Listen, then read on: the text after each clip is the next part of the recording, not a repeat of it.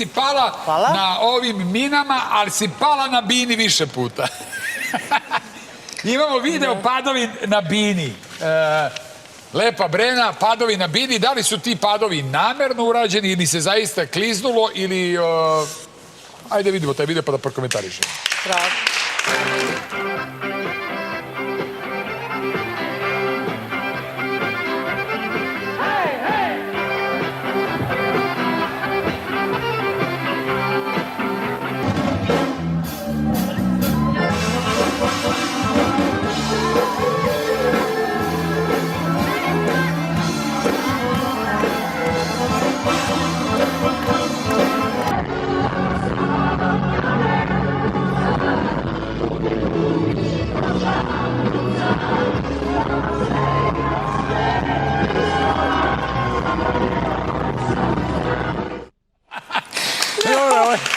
I sama si se smejala. Strašno je.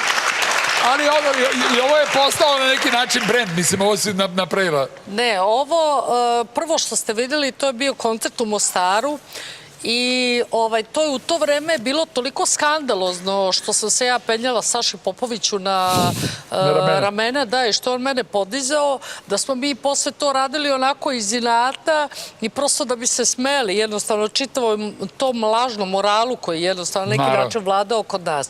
I tu sam pošto sam ja svaki put dizala tu nogu, ja sam toliko, pazite, to je 2 koncerta dnevno, ja sam toliko tu nogu uvežbala da sam se u Mostaru udarila u glavu i pala sam. Znači, ali to je istina, to zaista ne može da se sakrije. Znači, vežbom. Da, to je vežba.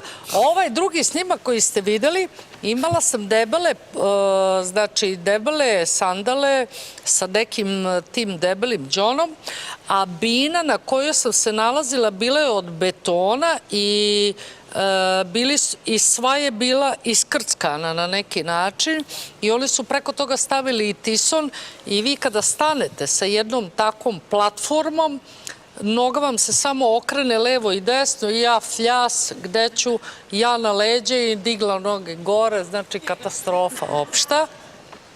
I treći snimak, to sam pevala, obično se zanesem u toj pesmi Pazi kome zavediš, koju stvarno zaista mnogo volim.